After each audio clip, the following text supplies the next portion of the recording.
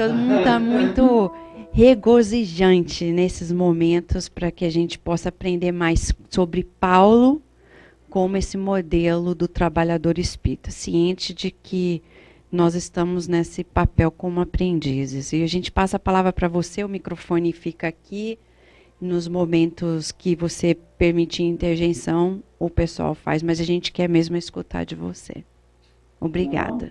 Não, mas assim, a gente quer construir também, porque meu papel aqui também é de aprendiz, viu, Vanessa? De um grande aprendiz. Aliás, o Paulo é inesgotável. A gente está sempre enxergando ele e a obra dele numa perspectiva não antes vista. E por isso a gente se sente sempre um aprendiz, um aluno mesmo. Né? E eu queria fazer de uma forma bem gostosa com todos os participantes. Se alguém quiser comentar, fazer alguma pergunta, colocar algo, transformar isso, ficar gostoso, ficar numa conversa mesmo. Né? Para o público, se eles quiserem fazer alguma pergunta ou comentário, a gente está preparado para aprender. Sim. E deixar o pessoal à vontade, sem formalidade, viu, Vanessa? À vontade. Fiquem à vontade. Não precisa ter. Tá joia. Obrigada, Aron. Levantar a mãozinha aí, eu paro de falar e. Bom, gostaria de falar algumas coisas iniciais, né, sobre Paulo. E depois dessas palavras, eu ler uma introdução. Um grande amigo aqui de Belo Horizonte, chamado Gladson Lage, ele reescreveu o livro Paulo Estevam em sonetos. Transformou o livro Paulo Estevam em 72 sonetos. Ele é um grande poeta, formado em literatura, uma pessoa muito especial, e que tem feito músicas com esse tema, e ele escreveu algo na introdução aqui sobre Paulo, na introdução desse livro de sonetos, que eu peço permissão para ler. Ele diz assim: do ponto de vista da conveniência, cada época requer um trato. O deserto ensejou o legislador hebraico do Pentateuco. A usura medieval convocou o santo da pobreza. O estertor colonialista atraiu o não violento. O cientificismo parapsicológico deu fundo ao brilho do médium mundial.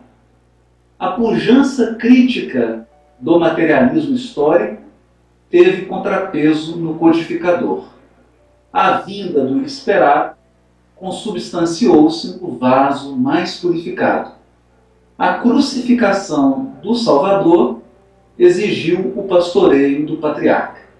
Moisés é um poderoso, Francisco de Assis um bom, Gandhi um pacífico, Chico um servo, Kardec um sábio, Maria uma imaculada, Pedro um pai, e Paulo? E Paulo? Em tempos de revolução tecnológica, regeneração sofrida, transtornos avassaladores, descrença globalizada, lacunas de paradigmas sociais, brilha, fulgura, refugie à luz desse transformado. As coisas velhas passaram, as coisas se fizeram novas. Somos uma nova criatura. Desse forte, sei viver na abundância, sei viver na escassez. Desse trabalhador, vivo às minhas próprias expensas, a fim de não ser pesado a ninguém. Desse crente, se Deus é por nós, quem será contra nós?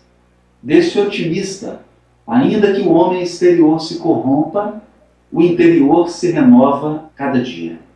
Desse caridoso, restam, pois, a fé, a esperança e a caridade, mas dentre elas, a maior é a caridade. Desse abnegado, deixei-me desgastar-se por vós.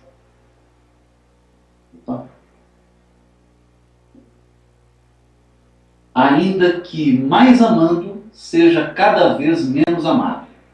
Desse amante, amo-vos com dores de parto.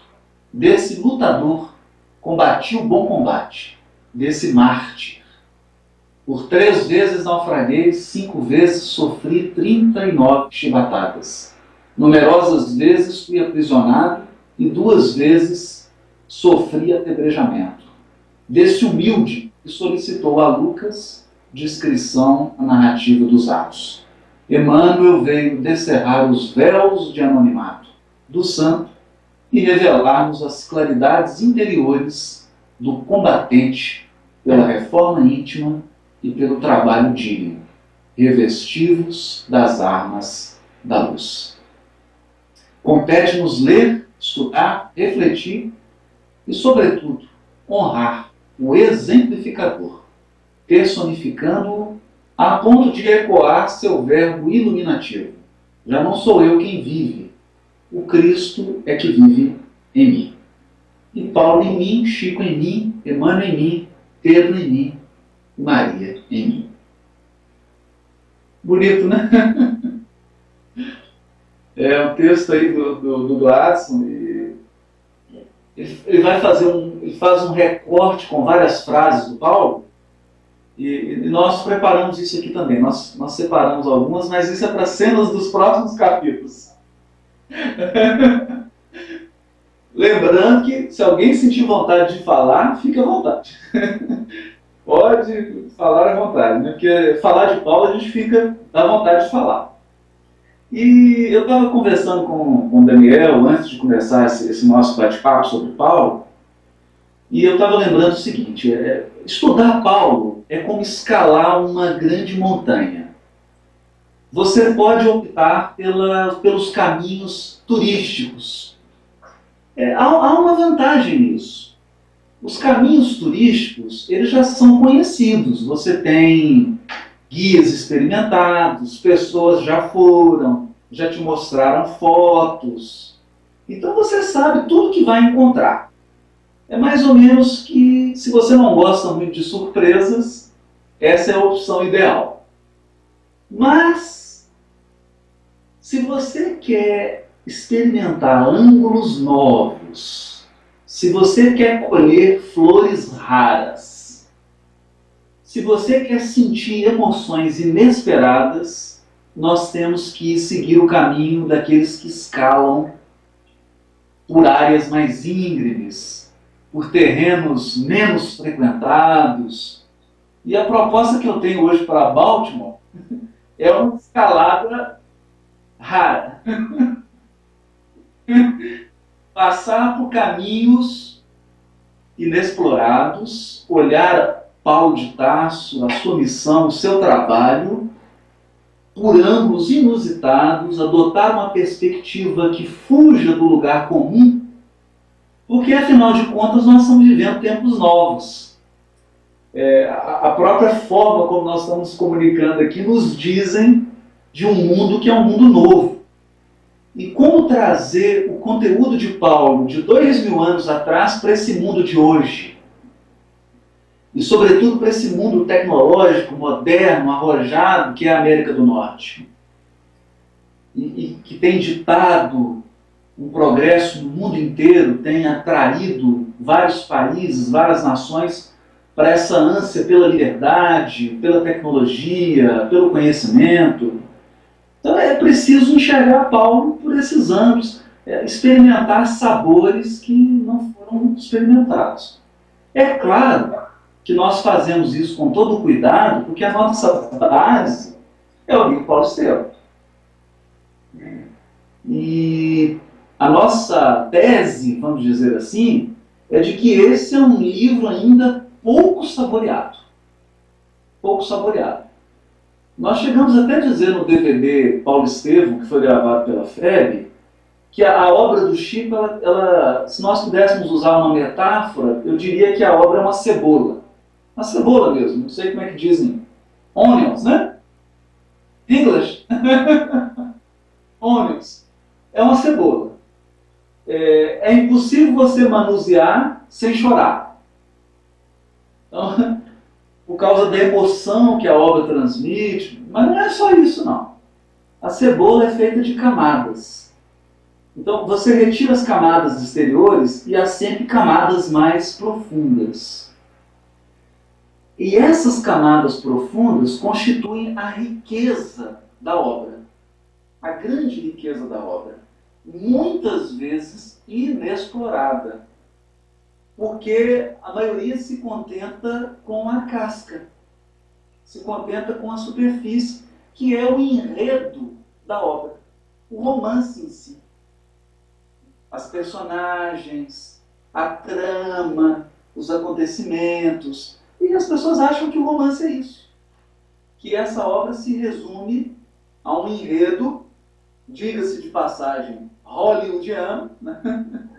Que é um grande drama, um grande enredo, daria uma superprodução, daria um grande filme, se Hollywood colocar as mãos, e vai colocar, né? Dá um grande filme, mas há camadas mais profundas.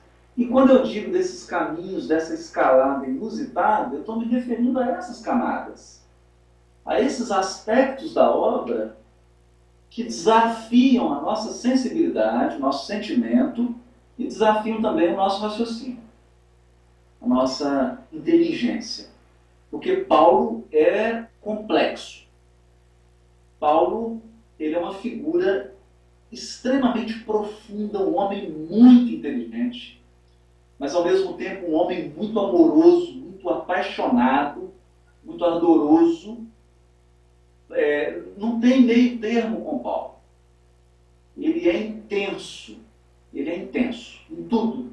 Na inteligência, na sensibilidade, na forma de se expressar, na forma de se comportar. E ela traz essa intensidade dele para a obra dele, para as cartas que ele escreveu, para as coisas que ele fez, para as coisas que ele falou, que não estão nas cartas, que estão apenas no romance mediúnico, psicografado pelo Chico. E é sobre isso que a gente quer falar hoje, né?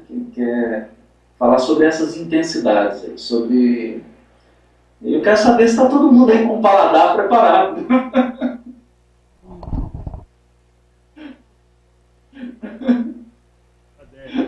Preparadérrimos, está vendo? Podemos? Sim. Ótimo. O cinto está apertado. Apertado, né? Que bom. E o primeiro aspecto de Paulo é um aspecto que vai tocar a vocês e tocar a nós aqui muito, vai tocar muito.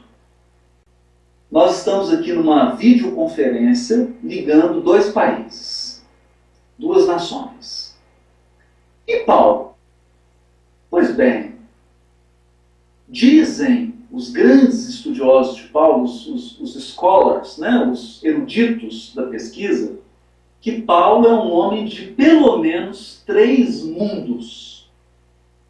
O que eles querem dizer com isso, né? Temos um autor aqui que esse livro que eu separei, é um autor americano não, ele é inglês, é um bispo anglicano, ele se chama Nicholas Thomas Wright. Nicholas Thomas N.T. Wright. E é hoje considerado um grande estudioso, ele faz parte de uma nova onda de interpretação de Paulo de Tarso, chamada Nova Perspectiva em Paulo. E ele vai falar isso nesse livro, que é Novas Perspectivas em Paulo, é o título do livro, né? E ele vai dizer isso, que Paulo é um homem de 3 mundos. O que ele está querendo dizer com isso? Paulo é judeu.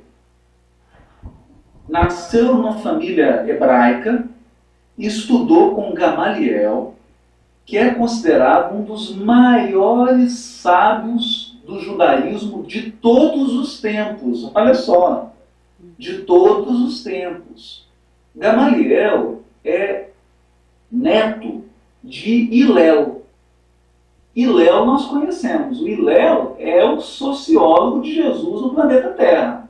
Isso está lá no livro Brasil, Coração do Mundo, Pátria do Evangelho.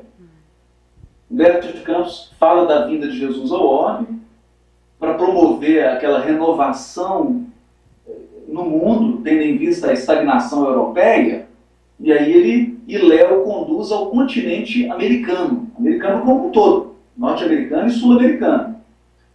E aí Jesus define a posição da América do Norte, que fica implícita no livro, e a posição da América do Sul, especialmente do Brasil. E quem está acompanhando Jesus nesse momento? O sociólogo de Jesus na Terra. E Léo. Quem é esse Léo? É o avô do Gamaliel. Então, Paulo estudou judaísmo, ele se formou em doutor da lei, o mais alto título. Para a gente ter uma ideia, utilizando aí a cultura americana, Paulo era um candidato a um juiz da Suprema Corte norte-americana. E ele se tornou um juiz da Suprema Corte. Para a gente entender com que tipo de homem que nós estamos lidando, né? É realmente uma figura incomum. Ele se tornou um marshal, né? um grande juiz aí da Suprema Corte. Sendo instruído, sendo treinado por Gamaliel. Mas olha que coisa curiosa. Paulo era também cidadão romano. Cidadão romano. Extremamente curioso isso. Porque a cultura judaica conhecia a revelação mosaica, conhecia o Velho Testamento como ninguém, estudou com os maiores mestres, mas era cidadão romano. E quando Emmanuel introduz a figura de Paulo no romance, nós vamos perceber um Paulo vestindo uma túnica do patriciato e com uma biga, 2 cavalos brancos, imagina, e uma biga. Se fosse hoje, como é que seria isso? Se fosse hoje, Paulo estaria vestindo um Armani e dirigindo um Porsche. Branco. É muito engraçado isso. Né? O que já começa a revelar características da universalidade de Paulo. Como que Paulo sabia extrair o que há de melhor em tudo. Ele conhecia o Império Romano, ele conhecia a cultura romana, ele conhecia a tecnologia romana, biga, cavalo, túnica, e usava tudo isso a favor da proposta, a favor do propósito, do que ele queria realizar. Ele não se tornava tímido em função dos recursos, mas sabia utilizar os recursos direcionando para o propósito do trabalho. Isso é muito importante, muito importante. E tem um terceiro mundo. Ora, Paulo nasceu em Tarso. Na época, apenas 3 cidades do mundo antigo possuíam o que nós vamos chamar de universidade. Atenas, Alexandria e Tarso. Tarso era uma das 3 cidades em que nós tínhamos uma universidade grega. E pasmem, Paulo estudou na Universidade Grega de Tarso. Estudou.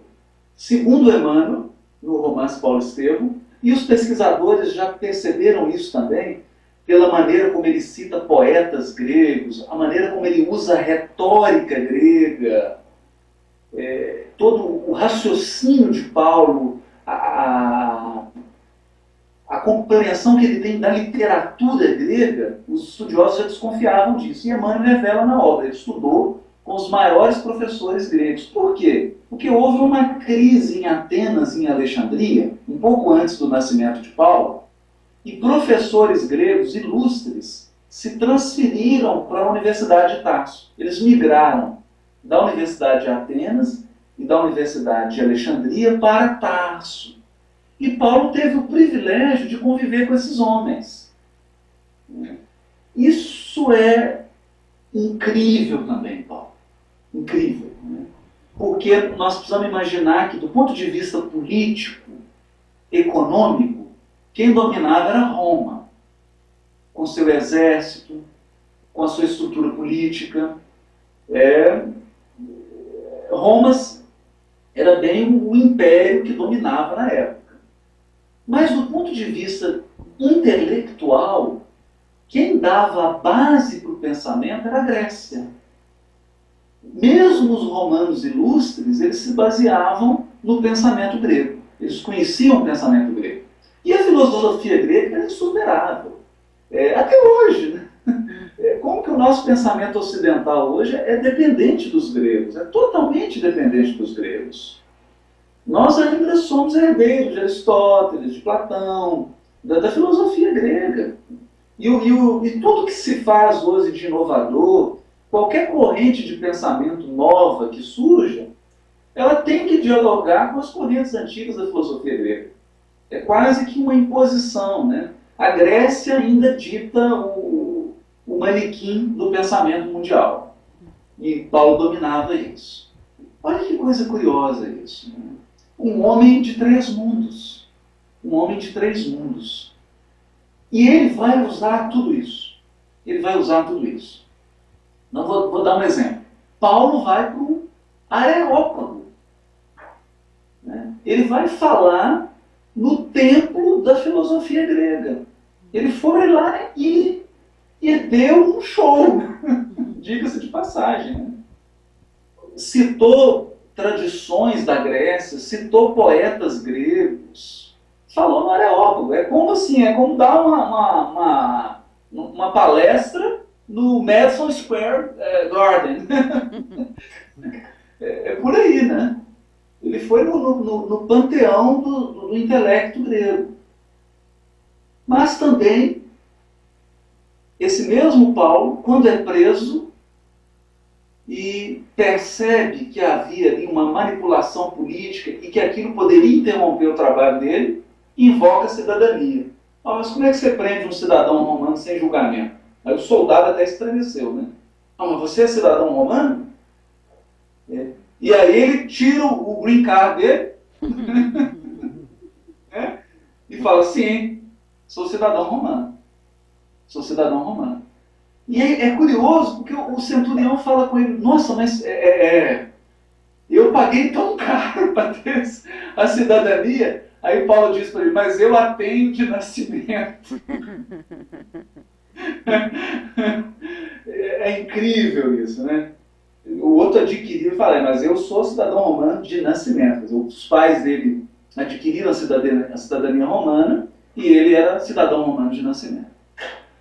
Mas quando o centurião leva ele e os judeus chegam na porta do templo, olha o que Paulo faz. Naquela época de Jesus, apenas a elite do judaísmo falava hebraico. A massa, a população falava o aramaico. O aramaico da rua, a língua popular. O hebraico antigo era uma língua da elite religiosa, dos intelectuais, dos doutores da lei. E o que o Paulo faz? Ele pede a palavra e profere um discurso em hebraico. Em hebraico. Chega a ser estonteante como que ele consegue transitar por esses 3 mundos. Como que ele consegue usar todos os recursos e, o mais importante, como que ele consegue colocar todos os recursos a serviço da obra, a serviço do trabalho, da proposta espiritual. Isso é o mais bonito em Paulo e mostra por que Jesus vai chamar esse grande missionário de vaso escolhido. Vaso escolhido.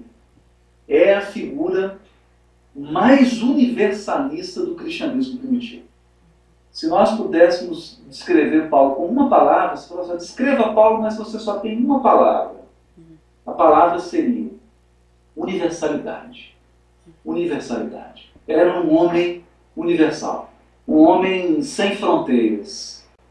Um homem que havia ultrapassado os limites linguísticos, culturais, históricos, econômicos, sociais, e conseguia falar com todo mundo na linguagem da pessoa que estava ouvindo. Isso aqui é bonito em Paulo. Ele falava na linguagem da pessoa que estava ouvindo. Se a pessoa era judeu, falava em hebraico na linguagem judaica. Se era um romano, falava como romano. Se era um grego, falava como um grego. Se era alguém de outra nação, ele utilizava elementos da cultura daquela pessoa, mas ele nunca deixava de transmitir a essência da mensagem, a essência do pensamento do Evangelho. Isso é incrível. E é desafiador para nós. É desafiador para nós. Por quê? Não tem como enquadrar Paulo. Não dá para colocar Paulo numa gaiola. Paulo transcende. E é importante isso para que a gente analise Paulo por diversos ângulos. Nós temos que ter sempre um olhar diferente. O que significa isso? Olha, foi a proposta que eu fiz no início, de nós fazermos uma escalada por uma estrada inusitada. Vou fazer uma comparação aqui. Nós temos 12 notas musicais. 12. Não são 13, 14 mil, são 12. 12 notas. É claro que você pode executar essas notas em diversas alturas, em diversas oitavas, né? Mas o que o ouvido humano percebe são aquelas 88 teclas do piano. É aquilo ali, acabou. Não tem mais. No entanto, são 88 teclas, são só 12 notas, mas o que é possível fazer com isso? Até hoje, tudo que já foi feito em termos de música foram feitos com essas notas. Então a proposta é que a gente olhe para esse teclado do piano e faça coisas diferentes com essas teclas. Que a gente consiga ter um olhar diferente para coisas antigas. Porque as pessoas às vezes olham para Paulo e falam assim, esse homem está ultrapassado. A mensagem desse homem não tem mais sentido para a minha época. Paulo não fala mais a linguagem de quem usa Skype, de quem tem Facebook, de quem anda de avião. Será? Será? As 12 notas estão aí. Cabe a cada um de nós educar o olhar. Educar o olhar e lançar um olhar novo. Um novo olhar sobre Paulo, um novo olhar sobre a obra dele, sobre a vida dele, a exemplificação desse grandioso apóstolo, né? desse grande trabalhador do cristianismo primitivo. Né? E é essa a nossa proposta. Vanessa, alguém quer falar alguma coisinha? Eu queria falar alguma coisa, porque quando você está falando tudo isso, me lembra muito da expressão que a gente fala muito na faculdade hoje nos Estados Unidos, é o que as empresas e universidades mais, no ponto que elas são mais exigidas, a competência cultural, né? Quando você fala dele ser universalista, ele é o exemplo da competência cultural, de saber dialogar em todos os níveis, sem aquele confronto, né? Com aquela excelência cultural mesmo, né? Ele sabe dialogar, se colocar, etc. Acho que você está falando na linguagem que hoje, principalmente nos Estados Unidos, eu não sei como está no Brasil, mas acredito que seja a mesma coisa. Tá, que a gente fala aqui em great demand, o que mais se exige é que você seja competente culturalmente. Sim. E que a gente consiga sair da aldeia. Uhum. Consiga sair da aldeia. E aqui cabe uma pausa, né? Vamos abrir um link. A doutrina espírita é isso. A doutrina espírita ela vem trazer um paradigma do século 23. Do século 23. Ela está numa roupagem do século 19, mas não se engana, né? A gente não pode se enganar com essa roupagem. Por que não pode se enganar? Até então, até o advento da doutrina espírita, nós separávamos. Ou você tinha uma competência filosófica, ou você tinha uma competência científica. Ou você tinha uma competência religiosa. Vem a doutrina espírita e fala assim, não há competência se não for tríplice. Se você quer excelência, se você está buscando excelência, você tem que transitar por esses três mundos, por esses três aspectos. Então é como se você está olhando para um céu estrelado, mas você troca de lente. Uma hora você coloca uma lente, aí você percebe raios infravermelhos. Aí você coloca outra lente, percebe raios ultravioletas. Essa capacidade de mudar de lente. E que tem sido um aspecto desafiador para nós espíritas e para o movimento espírita. Porque a doutrina espírita está lá e o movimento espírita está aqui. O movimento espírita está tentando crescer, ele está tentando elevar-se, está tentando desenvolver-se para estar à altura da doutrina espírita. Se nós fôssemos fazer uma comparação com Paulo, Paulo era universalista, Paulo transitava por todas as culturas, línguas, tradições, para estar à altura de Jesus. Que é, hoje nós sabemos, ele já sabia, governador espiritual do orbe. Então, Jesus não era um ser, não era alguém condicionado a um tempo. Ele era um ser que transcendeu. Galáctico. Transcendia. E Paulo teve essa visão. Aliás, aí já entrando agora, né, na jornada de Paulo, a experiência de Damasco. A experiência só elevada aqui no notebook para ficar mais confortável. A experiência de Damasco. As portas de Damasco, até Paulo chegar a Damasco, apesar de ser universalista, ele ainda era um homem, ele ainda pensava como um encarnado. Pensava segundo padrões de encarnados. A partir da visualização de Jesus Espírito, ele fala assim, tem alguma coisa errada, e essa coisa sou eu. Pergunta? Claro. Pode fazer nisso antes de você entrar na estrada de Damasco? Claro, vamos. Para o trabalhador espírita também, porque tudo indica, obviamente, que ele foi preparado para cumprir essa missão dele. Graças a Deus ele cumpriu pelo próprio esforço, mas existe aquela coisa, a preparação e aquela, vamos dizer assim, uma equação, né? E existem as variáveis.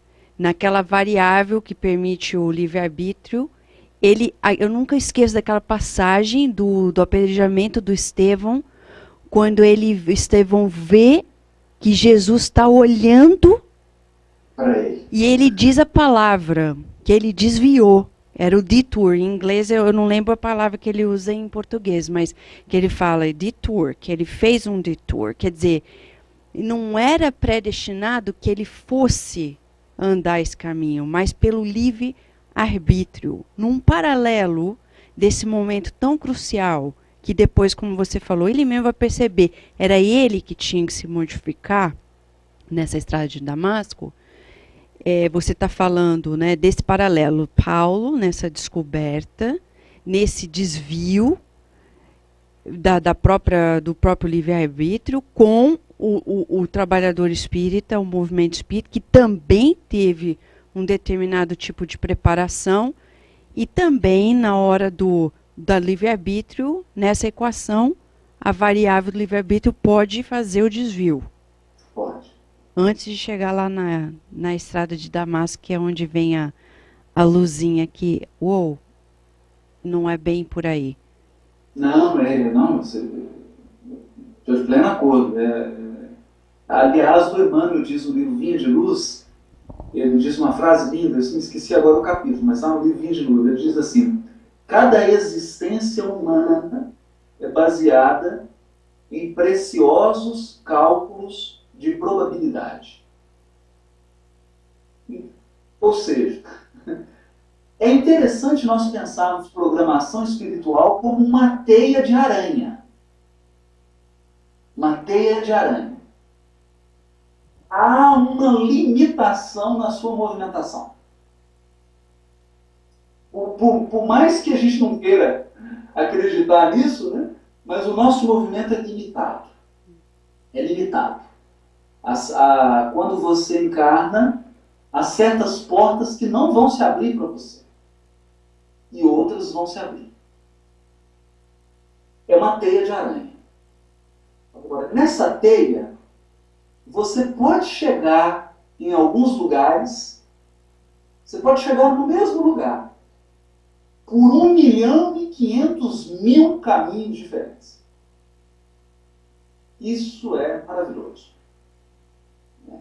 Porque quando a gente desencarna, e a gente vê isso na obra de André Luiz, vê isso nos romances de Emmanuel, você percebe que você esteve com as pessoas que você tinha que estar. Você, no fundo, viveu as experiências que você precisava viver. Você, no fundo, resgatou o que precisava resgatar, espiou o que precisava espiar, sofreu testes que precisava, mas por caminhos que não são retilíneos. Então, programação espiritual não é uma estrada retilínea. Não é uma estrada retilínea. É uma teia. Você vai chegar. É bom pensar assim. Cada existência é como se você avançasse alguns passos.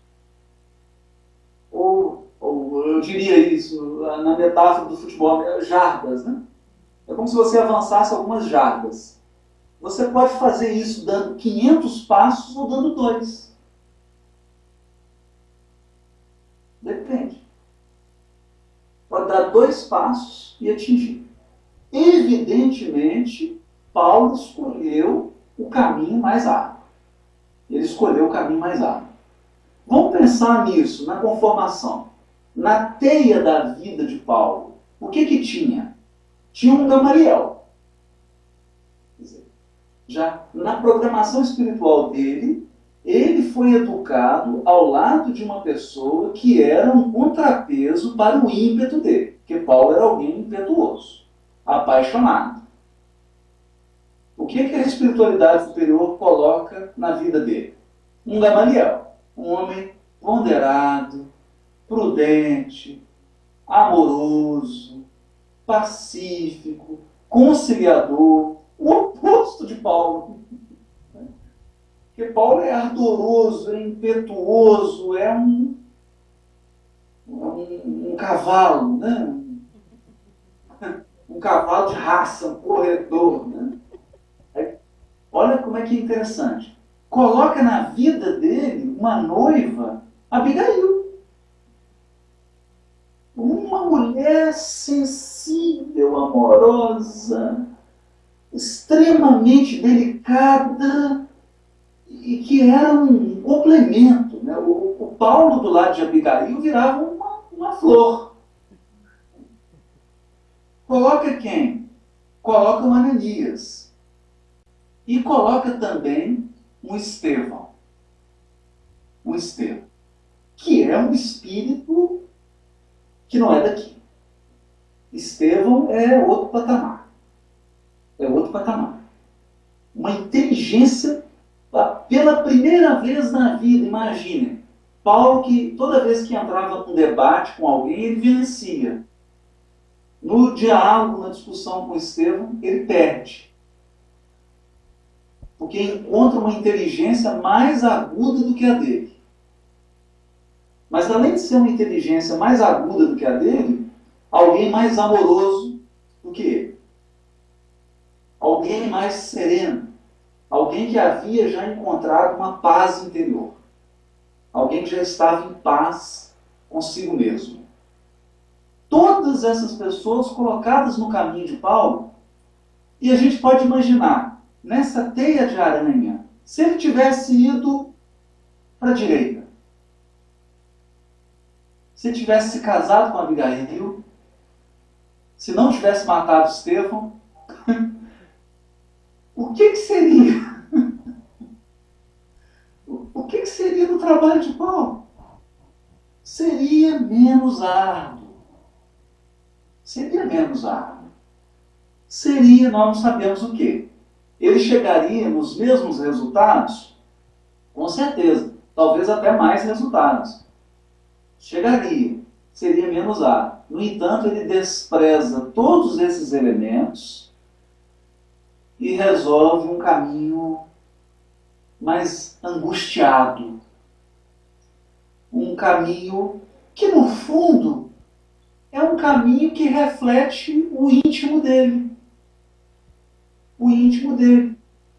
Porque ele ainda não estava apaziguado. Ele ainda não estava apaziguado. Quando Jesus encontra com ele, Jesus fala assim com ele: Saulo, Saulo, por quê? É lindo isso. Que Jesus não condena.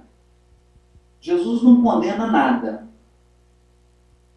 Ele não aponta para a ferida de ninguém. Ele não coloca o dedo na chaga de ninguém. Ele só indaga. Por quê? Por quê? Por quê, Paulo? Me dê razões. Chamando ele para uma profunda reflexão. Paulo, Saulo, por que me persegues? E aí o texto grego usa o Paulo vai falar isso, né? Porque isso não está em Atos. Em Atos está só assim: Saulo, Saulo, por que me persegues? E o Paulo vai comentar numa das cartas dele, ele vai complementar essa informação de Atos. E o que Emmanuel traz o diálogo completo, né? Emmanuel traz o quadro completo. Mas Paulo vai dizer que nesse diálogo Jesus falou para ele assim também. E falou na linguagem hebraica, falou em aramaico, claro, com certeza, né? Que era a língua que eles conversavam. E usou uma expressão idiomática. Jesus fala para ele assim: por que você está dando coice nos aguilhões? A expressão é essa, no original. Na carta em grego está isso. Saulo, é claro que a gente traduz assim: por que você recalcitra? Por que você resiste? Mas o texto original não é isso. O texto está dizendo assim: Saulo, por que você está dando coice nos aguilhões? Então Jesus compara ele a um cavalo bravo. A um cavalo. Olha, eu estou tentando te conduzir, mas você está dando coice, você está se comportando como um cavalo não domesticado. Por que você está fazendo isso? E aí, aí vem a lição para a gente. Não é? No contexto da nossa programação espiritual, da nossa vida, dessa encarnação, das oportunidades que estão sendo colocadas na nossa vida, todos nós, trabalhadores, qual o proveito que nós estamos tirando? Será que nós estamos dando coice em algum aguilhão? Será que a gente está menosprezando algum ingrediente que está do nosso lado? Essa é a primeira reflexão. Essa é a primeira lição de Paulo. E aí o que ele vai dizer? Quando ele percebe isso, Senhor, é capitulação incondicional. Ele fala, não tem meio termo com Paulo. Não tem meio termo. Ele sai de um estado de rebeldia, de inquietude, de angústia, para um estado de completa obediência. Senhor, o que queres que eu faça? Você quer que eu faça o quê? Qual que é a proposta agora? É sensacional isso. E mais sensacional ainda, a resposta de Jesus. Porque, às vezes, a gente se pergunta assim, né? O que eu estou fazendo em Baltimore? Talvez alguém aí se pergunte, né? O que eu estou fazendo em Baltimore? Por que eu vim para cá? Por que eu estou em Belo Horizonte? O que eu estou... Eu vou para lá, vou para cá, mas volta e meia eu estou envolvido com o Paulo. Algum DVD, alguma coisa. Aí você se pergunta, por quê? Qual o sentido dessa conformação que a minha vida tem? E aí talvez você se pergunte na sua prece silenciosa, Deus, o que você quer de mim? Agora olha a resposta de Jesus. Entra na cidade e lá eu te direi o que você deve fazer. Lá te será dito. Lá te será dito. Entra. Ou seja, estar na carne, ser um encarnado, é não saber o plano de voo por completo. O dia que nós nascemos, começou a viagem. Mas nenhum de nós encarnado sabe exatamente os detalhes da viagem. Nós não sabemos. O plano de voo completo. O que nos aguarda, milestones. Quais são as milestones da minha vida? Quais são elas? Por exemplo, aqui já mandando um abraço e pedindo aí a Deus que ampare o companheiro, que dê tudo de bom para ele, né? Será que o Raul Teixeira imaginava essa milestones na vida dele? Né? Será que ele imaginava que teria essa estação, que esse metrô da vida dele pararia nessa estação? Ou seja, espiritualidade é caminhar de forma serena, mesmo quando você não vê. Mesmo que você não veja completamente, você não deixa de caminhar.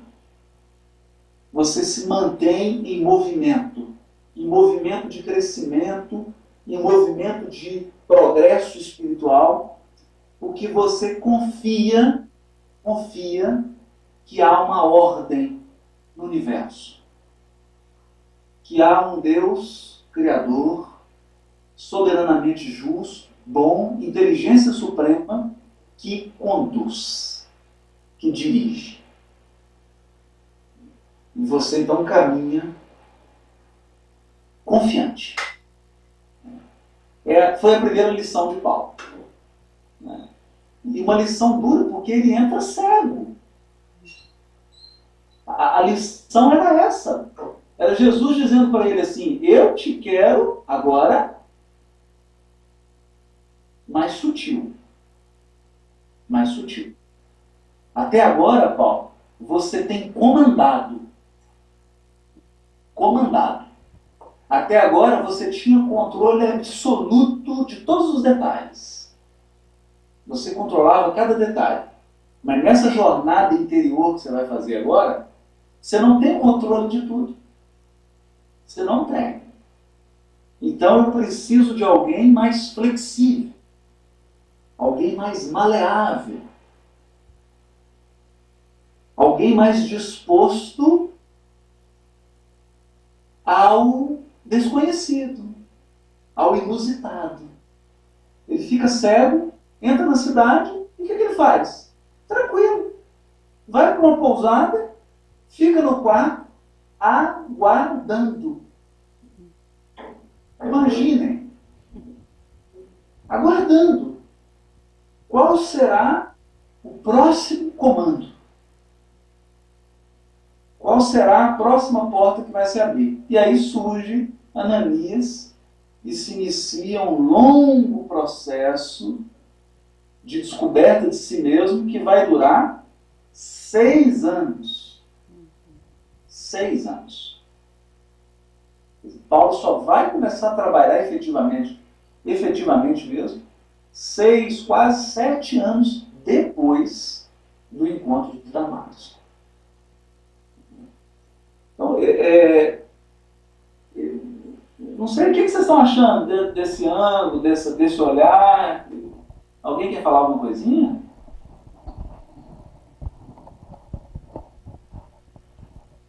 Haroldo, interessante que você está falando. Só um comentário rápido. Você está falando sobre essa parte aí do caminho que foi tomado ou não. Lendo uma passagem breve do livro Ação e Reação hoje, logo no primeiro capítulo, onde é falado que o Deus, né, o Cristo, usa dos nossos erros para que a gente aprenda com os próprios erros, para que seja consertado nas nossas vidas. E é interessante a repercussão de Paulo por esses erros que, entre aspas, foram tomados, você, no caso, comentando também a maneira dele de viver, que estava dentro dele, que isso hoje toca muitos corações, além dos corações que talvez teria tocado se ele não tivesse tomado esses caminhos errados, né? Então é muito interessante isso,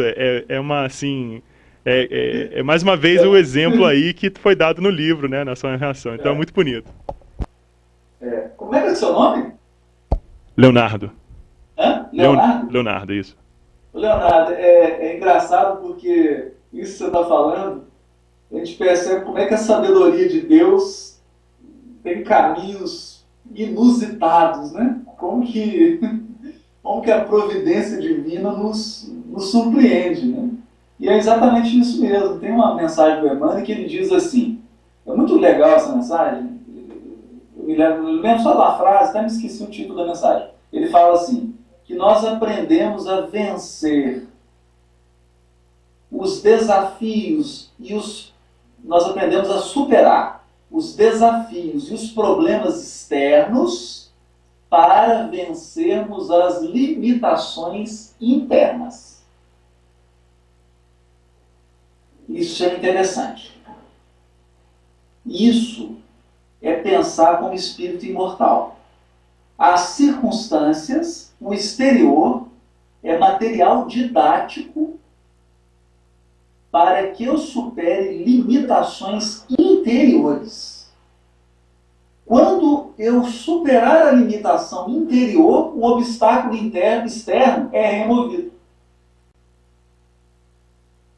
É removido. Por quê? Porque o universo é dirigido por uma inteligência suprema, por um pai. E por um pai pedagogo, por um pai educador. E esse pai educador não mantém situações, limitações, dificuldades na nossa vida que não tenham um objetivo. Quando uma dificuldade não tem nenhum objetivo, quando ela não vai acrescentar nada, ela não surge, ou ela é removida. É intricado. É bastante intricado. Mas Paulo é isso. Paulo é esse fluxo e esse refluxo do externo e do interior. Do externo e do interior. Ele era alguém, e aí ele viveu chibatada, açoite, pedrada, naufrágio, até atingir uma paz interior, e aí ele começa a viver experiências diferentes.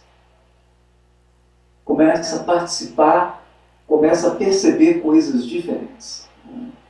É uma jornada interior, mas Deus é tão sábio que na nossa jornada interior, no nosso crescimento individual, nós temos a oportunidade de dividir com outras pessoas, transmitindo para essas pessoas alguma coisa e recebendo delas outras. Então o crescimento ele se dá também coletivamente. Nós estamos crescendo juntos. Como hoje aqui. Estamos, apesar da distância geográfica, estamos aqui compartilhando sentimentos, expectativas, esperanças, pensamentos e tendo a oportunidade de trocar. Isso é maravilhoso, né? O que mostra também que não é uma jornada solitária. Não é uma jornada solitária. Por mais que pareça, não é. Está sempre amparado, está sempre envolvido, está sempre protegido. Né? Bom, esse é um ângulo pessoal. Né? Esse é Paulo, a vida dele, essa transformação dele. Vamos passar agora para o trabalho em si, para os desafios do trabalho? Vamos. Ou alguém quer comentar mais alguma coisa da vida pessoal de Paulo, da experiência? Não, o pessoal está falando que está pronto para a próxima. Vamos continuar escalando. Vamos continuar. E agora a escalada começa mesmo, né? Porque, olha o que acontece com Paulo. Ao escolher uma via mais árdua, ele mesmo, ele rechaça instrumentos, pessoas, circunstâncias que foram colocadas na vida dele e algumas são tiradas. E aí, esse é o desafio. Esse é o desafio. E isso vai ter um profundo impacto na obra de Paulo. E aí eu particularmente desconfio, né? Que alguns recursos foram tirados de Paulo para que a obra dele tivesse um tom universalista. Então o que eu estou querendo dizer? Todos os aspectos que favoreciam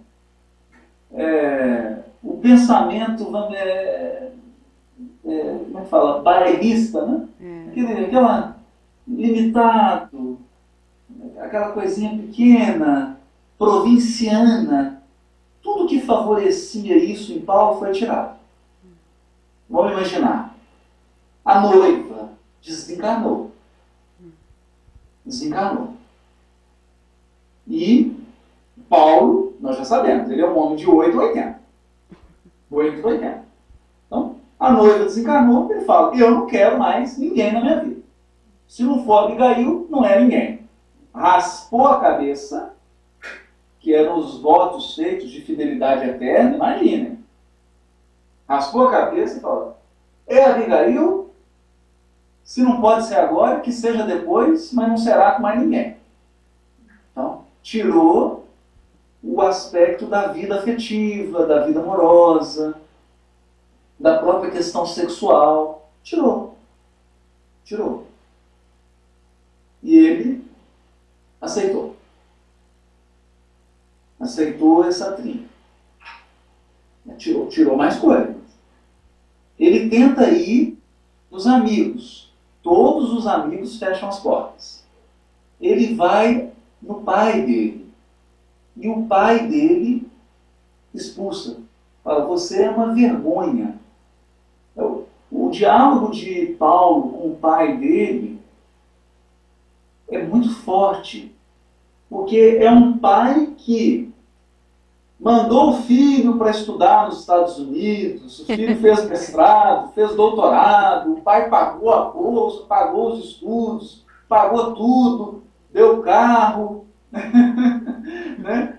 Fez tudo, investiu tudo no filho, e o filho falou assim, não, pai, eu não vou seguir a tradição da família, eu não vou ser um médico, eu vou ser flautista.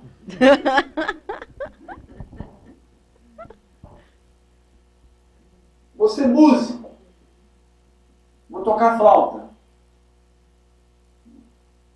Então, é claro que eu estou fazendo uma comparação engraçada, mas para o pai de Paulo, Ele preparou o filho para ser um juiz da Suprema Corte.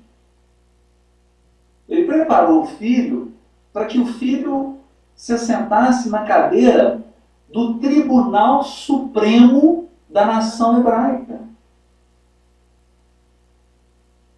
E Paulo abandonou para seguir um carpinteiro galileu, que era uma região rural,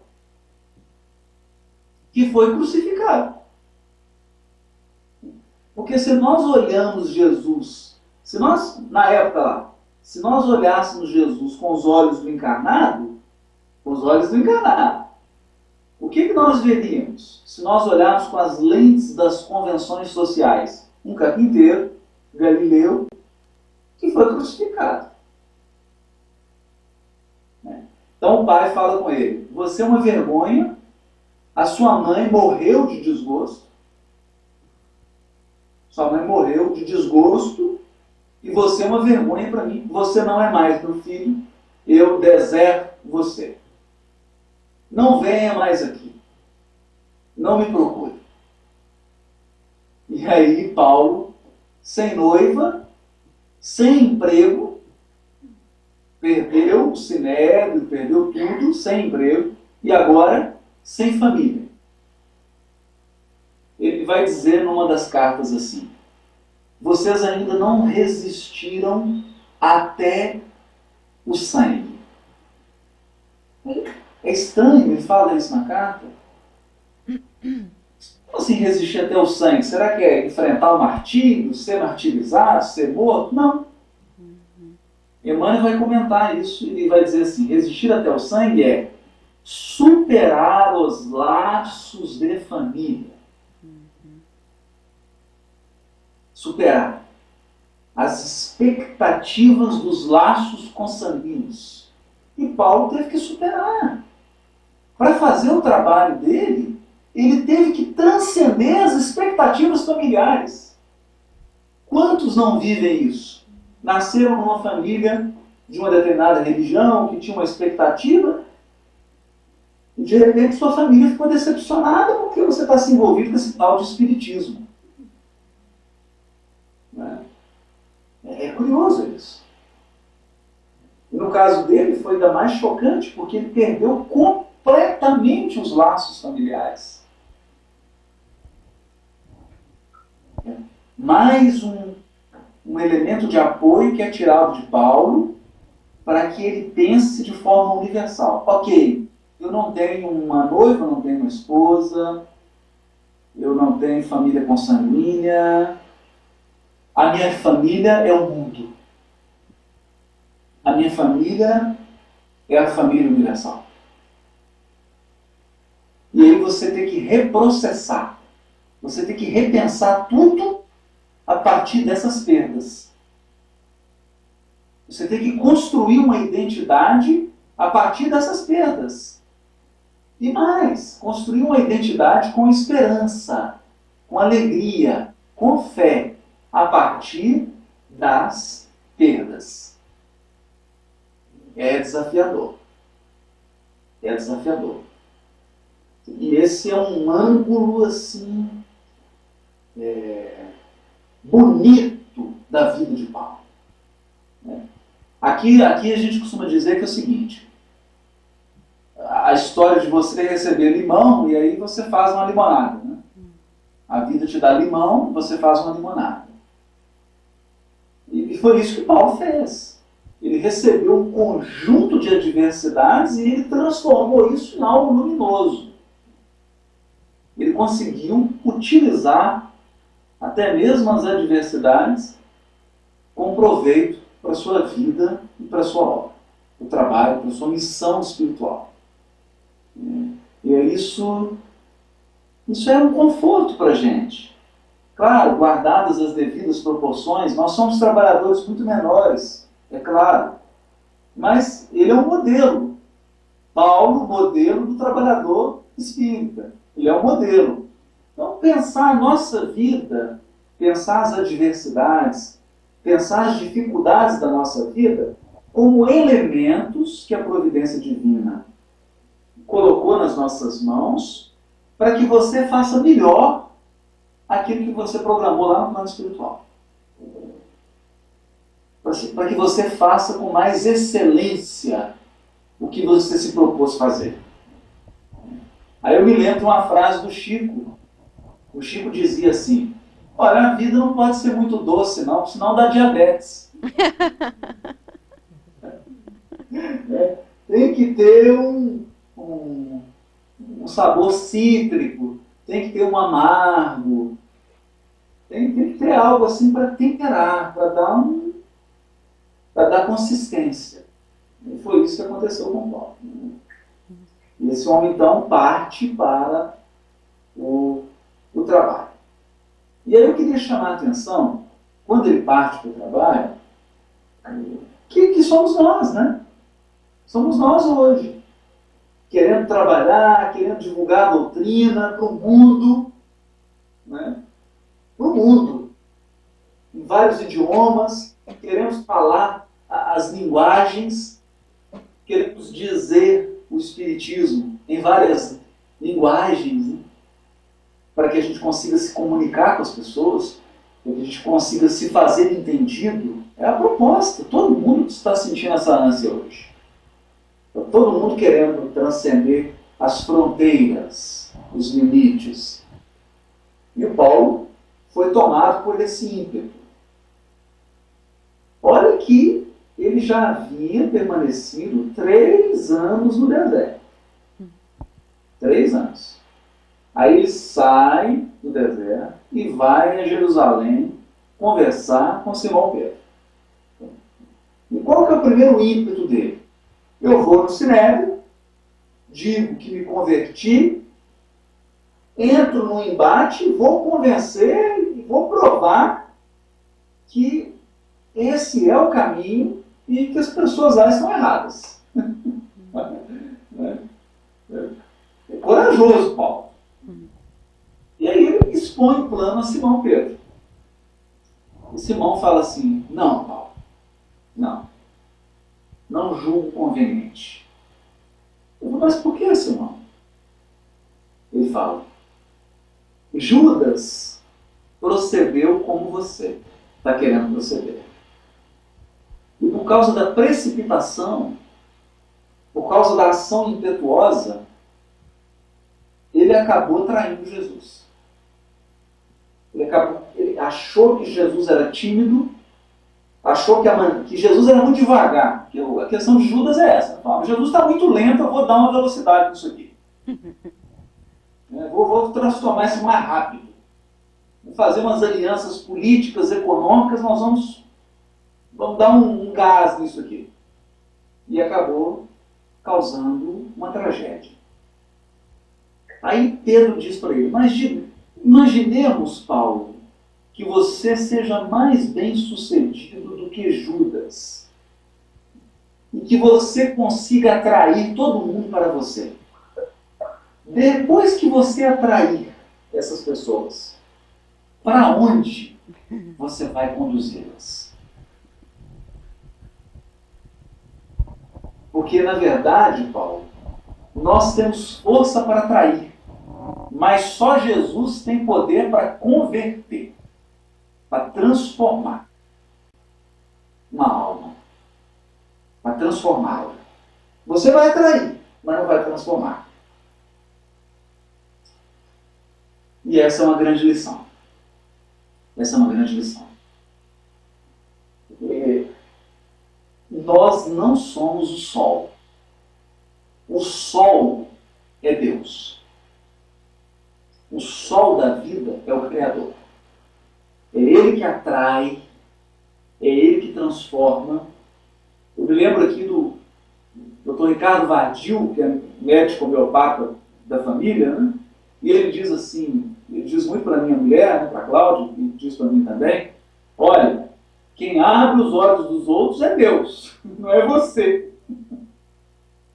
Porque às vezes a gente fica num ímpeto de fazer a evolução para a pessoa. Eu vou evoluir para você, deixa eu evoluir para você, olha aqui, toma a minha cabeça, pensa com a minha cabeça, olha com os meus olhos, sente com o meu coração, não é assim. jornada conjunta, mas ao mesmo tempo individual. Cada um tem seu momento, cada um tem a sua história, cada um tem as suas necessidades, cada programação espiritual tem as suas estações. A nossa programação pode coincidir com as pessoas que nós amamos, com as pessoas que estão do nosso lado, em alguns pontos, mas as programações espirituais não coincidem 100%, porque nós somos uma pessoa, as pessoas que nós amamos que estão do nosso lado são outras. Então essas jornadas se cruzam, mas elas são pessoais. E o trabalho verdadeiro não é um trabalho apenas de atrair, é um trabalho de renovação. Renovação. Transformação. Transformação. Esse é o cerne da mensagem cristã do cristianismo, do Evangelho, e é o cerne da mensagem espírita. O Kardec chegaria a dizer, reconhece o verdadeiro espírita pela sua transformação moral. Transformação moral. Pelos esforços que ele emprega para domar as suas más inclinações.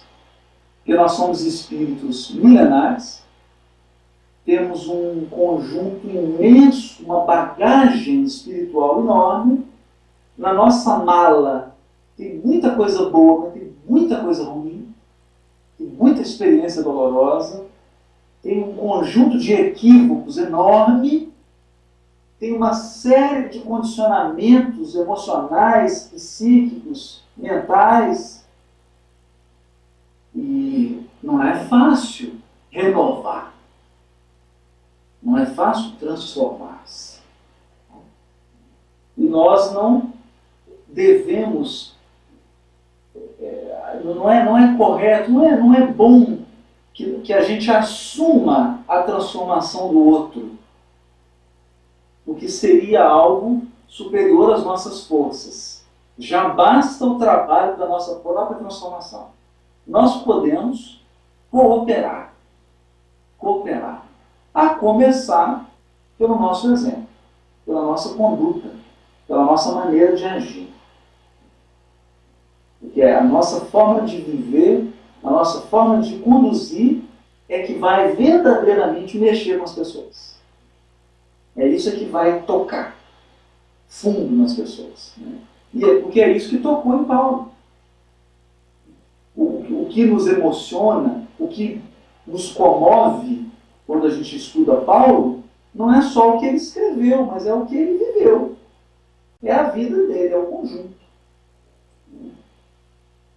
Alguém quer falar alguma coisa?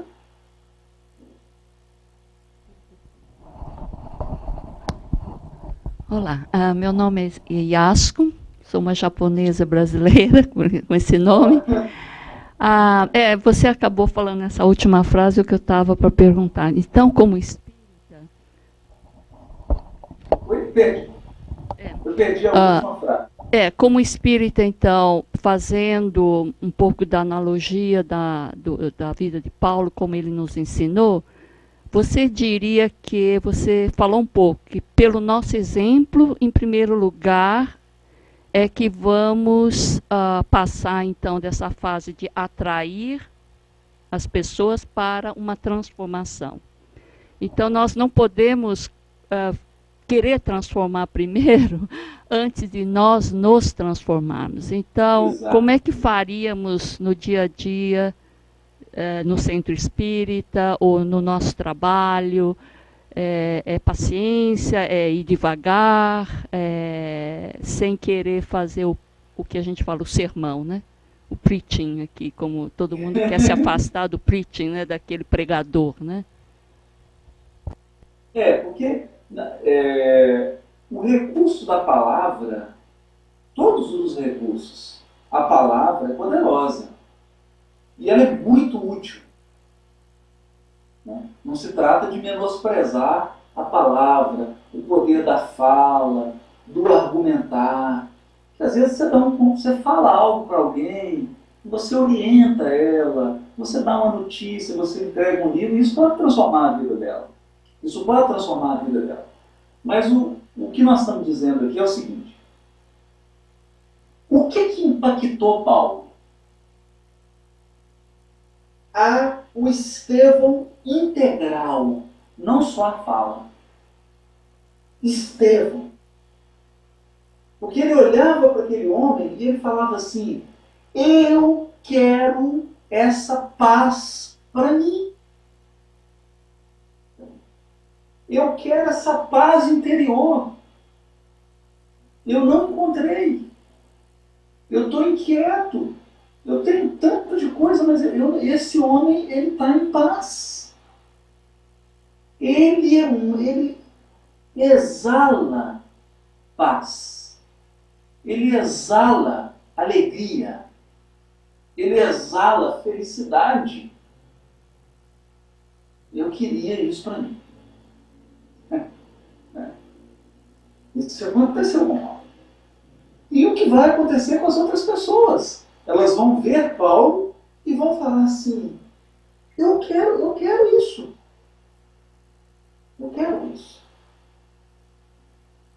O segredo aqui, Jesus ele ia para a praia, ele ia para as margens do Tiberíades, de madrugada,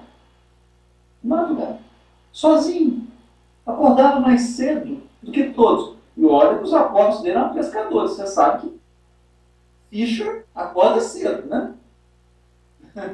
Pescador acorda cedo. Ele acordava mais cedo ainda e ia lá fazer as preces dele. Imagina. Jesus sozinho, nas margens do Tiberíades, antes do dia clarear, fazendo as suas preces. De repente o sol nascia e a multidão cercava Jesus. Sem que ele colocasse nada no Twitter, nada no Facebook, não mandou e-mail para ninguém e lotava em torno dele. Não aconteceu isso com Chico? Por quê? Porque uma pessoa que ama, uma pessoa esclarecida, uma pessoa que está com paz interior, uma pessoa que tem confiança, você não quer sair de perto dela. É simples. Né? A gente não quer sair do lado de alguém que exala alegria, fé, confiança, esperança, sabedoria, energia. Você não quer sair de perto. E essa é a grande obra. Por isso eu separei algumas frases aqui, né, que ele vai dizer, e numa delas, Paulo vai dizer isso, né? Vós sois as cartas vivas do Cristo. Vós sois as cartas vivas. Vivas. Eu adoro essa frase. E adoro como que a doutrina espírita esclareceu essa frase. Porque o Kardec pergunta assim para os espíritos, na habilidade dele, onde está escrita a lei de Deus? É uma curiosa frase. Curiosa. Onde está escrita a lei de Deus? Porque os espíritos vão falar assim, ó, a lei de Deus está escrita aqui, ó, na Bíblia. Não é? Bom, se a lei de Deus está escrita no livro, o que eu tenho que fazer? Imprimir o máximo possível de cópias e distribuir. Não. Os filhos falam assim, está escrita na consciência. Complicou. Porque se está escrito na consciência, se eu quero divulgar essa lei, eu preciso expressá-la na minha vida. A minha vida tem que expressar, tem que dizer o livro, tem que dizer a lei de Deus. Por isso Paulo fala, vocês, são as cartas vivas. As pessoas vão ler em vocês. Vão ler em vocês. E é isso que acontece, né? Você chega num velório, alguém que perdeu um ente querido, e aí tem alguém lá que a doutrina espírita já entrou nele. Aí ele está triste? Está triste. Está triste porque ele está se despedindo de alguém amado. Está chorando? Está chorando. Está chorando. Mas ele está sereno. Ele está confiante. Porque ele sabe que é uma separação temporária.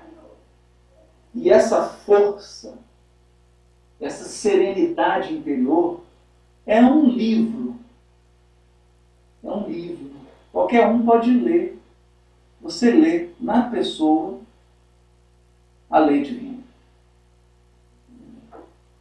Esse é o grande desafio. Bom, quando a gente fala de divulgação do Evangelho, divulgação da doutrina espírita, esse é o aspecto basilar. Esse é o alicerce. Esse é o alicerce. Porque as pessoas, elas são movidas por pessoas.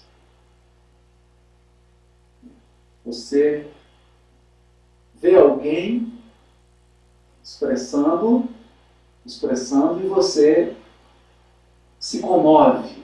Você é arrastado por aquela exemplificação, por aquela vivência, por aquele sentimento. Isso é muito bom. O Paulo fez isso. O Paulo fez isso como ninguém. Né? Vanessa. Eu tenho para fazer uma pergunta para você, continuando nessa direção, porque uma das passagens que mais me lembra de Paulo era como ele fazia o trabalho em equipe.